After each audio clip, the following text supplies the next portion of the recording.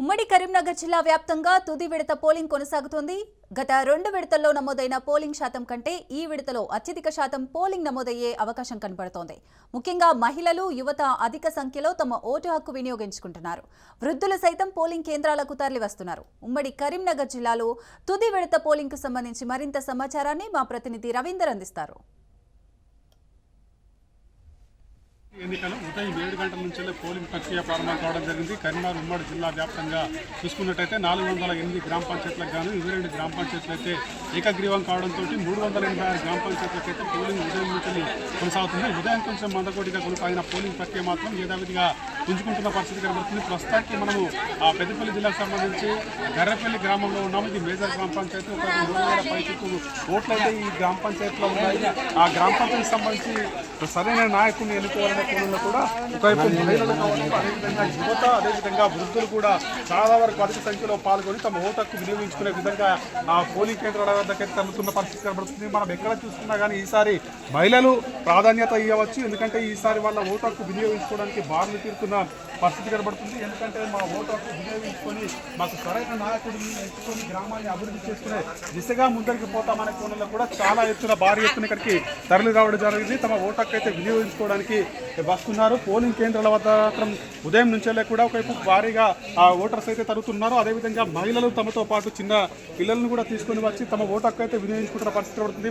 వృద్ధురాలు అంటే దాదాపు ఒక 98-100 ఏళ్ల వరకు కూడా ఉంటాయి. ఆ వృద్ధురాలు కూడా తమ ఓటు హక్కు వినియోగించుకోవడానికి రావడం జరిగింది. తమ ఓటు హక్కు వినియోగించుకోవడానికి ఆమెను ఒకవైపు తీసుకొని వెళ్ళి తమ ఓటు హక్కు వినియోగించుకునే విధంగా తీసుకొని పరిస్థితి కనబడుతుంది. 3 సంవత్సరాల అమ్మకం 105 ఏళ్ళు సీనియర్ పెన్షనర్, మండలంలో సీనియర్ పెన్షనర్ ఈసారి ఓటు వేయడానికి వచ్చింది.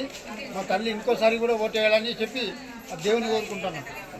ఓటు హక్కు కోసమే తీసుకురావడం జరిగింది. ఓటు హక్కు 105 సంవత్సరాలు అంటే మనం అన్నాను కానీ 105 సంవత్సరాలతో తన ఓటు హక్కు వినియోగించుకోవడానికి తన కుమారుడు కూడా తీసుకువచ్చి ఓటు వేయించి తీసుకొని వెళ్తున్న పరిస్థితి కనబడుతుంది. ఓటు అనేది ప్రాధాన్యత ఉంటుంది కాబట్టి కంపల్సరీ ఓటు వేసి గెలిపించుకునే దిశగా తమ నాయకుడిని ఎంచుకునే దిశగా కూడా వాళ్ళు వెళ్తున్న పరిస్థితి అయితే కనబడుతుందని చెప్పవచ్చు. యువత కూడా అధికంగా పాల్గొని తమ ఓటు హక్కు వినియోగించుకొని నాయకుడిని ఎంచుకునే దిశగా అంటే గ్రామ పంచాయతీ అభివృద్ధి జరగాలంటే కంపల్సరీ సరైన వ్యక్తి ఉంటేనే ఇక్కడ అభివృద్ధి అనేది జరుగుతారని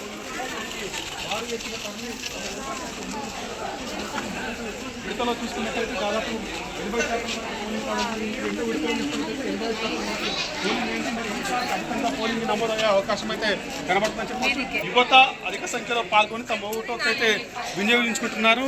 ఆ ఓటు అనేది కీలకంగా మారుతుంది కాబట్టి ఆ ఓటుతోటే చాలా చోట్ల గెలిచిన ప్రదేశాలు చూసాము. అదేవిధంగా ఇక్కడ ఓటు హక్కు వినియోగించడానికైతే బాగా తీరుతున్న పరిస్థితి అయితే కనబడుతూ ఉదయం 7 గంటలకు పాల్గొన ఈ పోలింగ్ అంటే మధ్యాహ్నం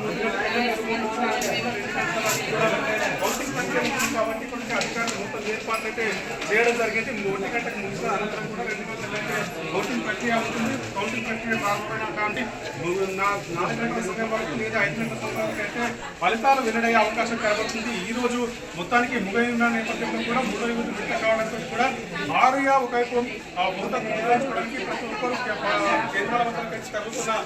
అదేవిధంగా మహిళలు కూడా చాలా పెద్ద ఎత్తున వచ్చి తమ ఓటు హక్కు వినియోగించుకుంటున్నారు. సరైన నేతను ఎన్నుకొని ఒకవైపు గ్రామ పంచాయతీలను అభివృద్ధి చేసుకునే దిశగా ముందరికి పోతామనే కోణంలో ప్రతి ఒక్కరు ఓటింగ్ కేంద్రాల వద్దకైతే జరుగుతున్న పరిస్థితి కనబడుతుంది.